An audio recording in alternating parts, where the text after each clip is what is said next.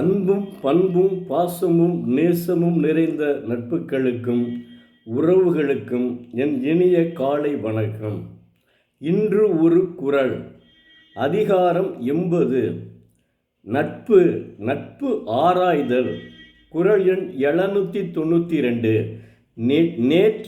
நேற்றைய தினம் நட்பு என்பதை பற்றி பார்த்தோம். இன்று நட்பு ஆராய்தல் என்ற தலைப்பில் எழுதியுள்ளார் தெய்வப்புலவர் திருவள்ளுவர். ஆராய்ந்து கொள்ளாதான் கேண்மை கடைமுறை தான் சாந்துயரம் தரும். தெய்வப்புலவர் திருவள்ளுவர் குணமும் செய்கையையும் நல்லவன் என்பது பலகாலும் பலவற்றாலும் ஆராய்ந்து ஒருவனோடு நட்பு கொள்ளாதவன் முடிவில் தான் அதற்கு சாதற்கு ஏதுவாய துன்பத்தினை தன் மாற்றார் விளைக்க வேண்டாமல் தானே விளைவிக்கும் என்கிறார். உதாரணத்திற்கு, ஆராய்ந்து நட்பு கொள்ளாதவனுடைய நட்பு இறுதியில் தான் சாவதற்கு காரணமான துயரத்தை உண்டாக்கிவிடும் என்கிறார். இதனை நேற்று சொன்னது மாதிரி தாங்கள் நாம் எல்லாரும் இதில் நாளிதழில் இந்த விபரத்தை நம் தமிழ்நாட்டிலே பார்த்திருக்கிறோம். உங்களுக்கு புரியும் என்று நினைக்கிறேன். இதைவிட என்னால் சொல்ல முடியாது. நாளிதழ் படிப்பவர்களுக்கு நிச்சயமாக இது தெரிந்திருக்கும். இந்த குறளை வைத்து எப்படி சொல்லி இப்போ நடந்ததை 2000 ஆண்டுகளுக்கு முன்பு திருவள்ளுவர் உணர்த்திய விதம் மறுக்க முடியாதுங்க. இதுக்கு மேலே ஒரு மனிதன் வேண்டுமாங்க? மனிதனுக்கு கூறிய அறிவுரை தான் இது. அவர் தெய்வம் அல்ல. நான் கூட நேற்று கோயில் கட்டி வணங்கணும்னு சொல்கிறேன்.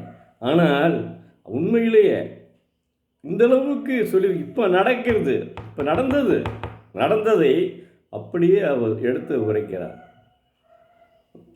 அடுத்து மீண்டும் ஒரு குறளை பார்ப்போம். அதாவது, இயற்றலும் ஈட்டலும் காத்தலும் வகுத்தலும் வல்லது அரசு. பாருங்க, அதாவது நிதிநிலை அறிக்கை இதான்.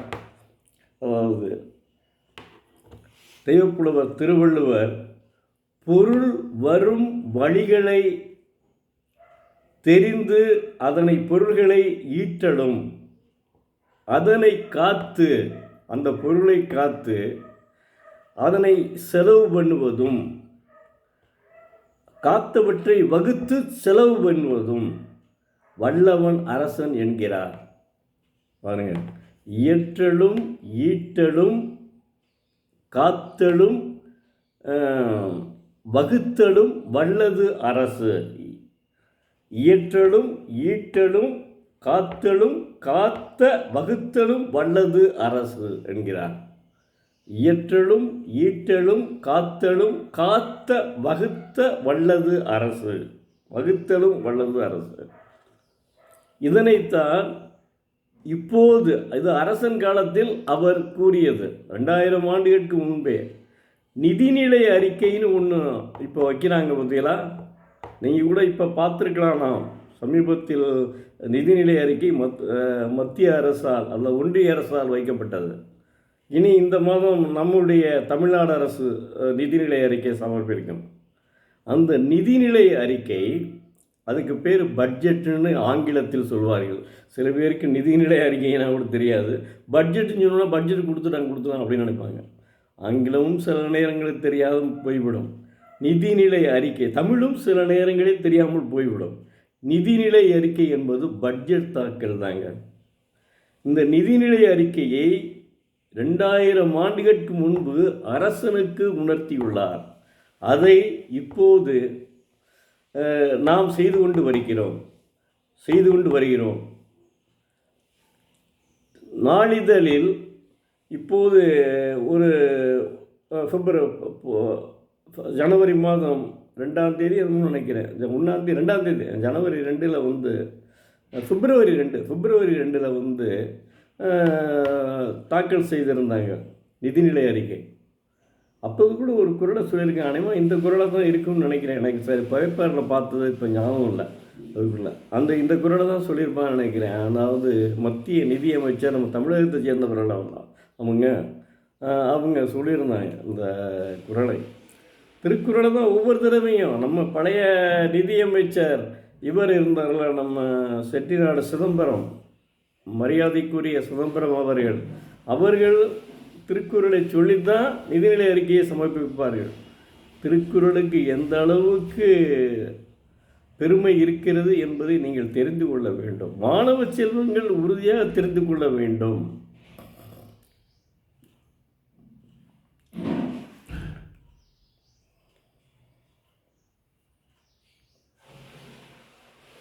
நிதிநிலை எப்படி இருக்க வேண்டும் என்பதை அற்புதமாக உணர்த்தியுள்ளார் தெய்வப்புலவர் திருவள்ளுவர். அதாவது ஏன்னா நான் அலுவலகத்தில் வேலை பார்த்ததுனால சிலவற்றை மட்டும் சொல்கிறேன். முதலில் ஜனவரி பிறந்த உடனே நாங்கள் என்ன செய்யணும், முதல்ல ஒவ்வொரு துறையும், இப்போ நான் குடிநீர் வடிகால் வாரியம் அந்த துறையை சார்ந்தவன். அப்போ நான் இந்த நிதிநிலை அறிக்கை பட்ஜெட் அசிஸ்டண்ட்டுன்னு நான் வேலை பார்த்துருக்கேன். உடனே என்ன செய்வாங்க, ஒரு உதாரணத்துக்கு சொல்கிறேன், இது சொல்லணும்னு அவசியமே கிடையாது, இருந்தாலும் சொல்கிறேன். அவங்க என்ன செய்வாங்க, நாங்கள் சப்டிவிஷன்னு நாள் வச்சுருப்போம். எல்லா உதவி பொறியாளர்கள், உதவி நிர்வாக பொறியாளர்கள், அப்புறம் டிவிஷனில் நிர்வாக பொறியாளர்கள், இவங்கெல்லாம் சேர்ந்து என்ன செய்வாங்கன்னா, முதல்ல உதவி பொறியாளர் அவங்க என்ன உதவி நிர்வாக பொறியாளர் எங்களுக்கு ஒரு இதை கொடுப்பார். எங்களுக்கு இந்தந்த ஸ்கீம் இந்த வருஷம் நாங்கள் எடுக்க போகிறோம், இவ்வளவு செலவாகும்னு சொல்லி கொடுப்பாங்க. அதை நாங்கள் என்ன செய்வோம்னா, அதை கன்சாலிடேட் பண்ணி அதை அப்படியே என்ன செய்வோம்னா இதுக்கு சர்க்கிளுக்கு அனுப்புவோம். அங்கேருந்து சர்க்கிள்னால் மேற்பார்வை பொறியாளர் அலுவலகம், அங்கேருந்து தலைமை பொறியாளர் அலுவலகத்துக்கு அனுப்புவார்கள். அங்கேருந்து ஹெட் ஆஃபீஸ்க்கு அனுப்பிடுவாங்க.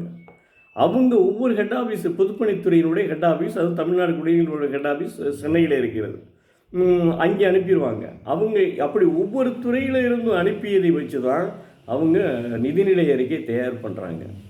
நிதிநிலை அறிக்கை என்பது இதுதான், வேறு ஒன்றும் இல்லை. எந்த அளவுக்கு அந்த தெய்வப்புலவர் திருவள்ளுவர் நிதிநிலை அறிக்கை தயாரிக்க வேண்டும் என்பதை 2000 ஆண்டுகளுக்கு முன்பே செய்துள்ளார், வகுத்துள்ளார். ஈட்டலும் அதாவது ஏற்றலும் ஈட்டலும் ஈத்தலும்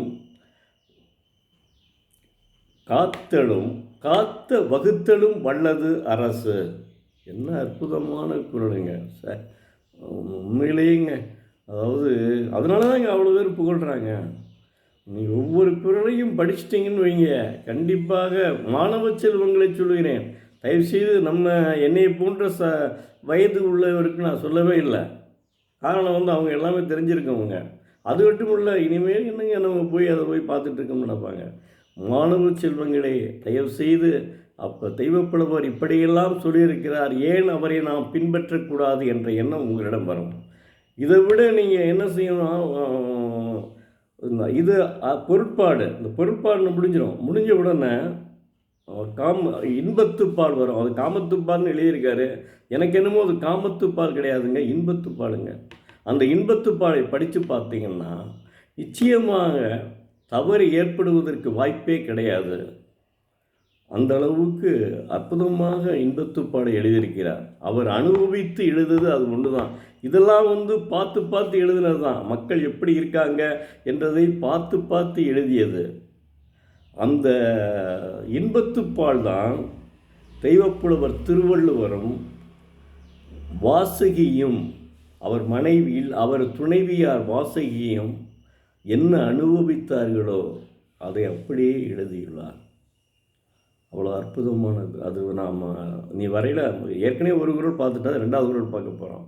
அது ரொம்ப அருமையாக இருக்குங்க. நீங்கள் அதாவது என்ன இப்போ தவறு நேர்ந்து விட்டது என்றால், அது நான் தவறு நேர்ந்து விட்டதுன்னு சொன்னோம்னா வேற மாதிரி தவறாக நினைப்பாங்க. நம்மளா அரசாங்கம் கிடையாது. அதாவது நாங்கள்லாம் படிக்கையில், நான் கல்லூரியில் படிக்கையில் ஒன்லி ஜென்ஸுக்கு மட்டும்தான் எங்கள் கலை.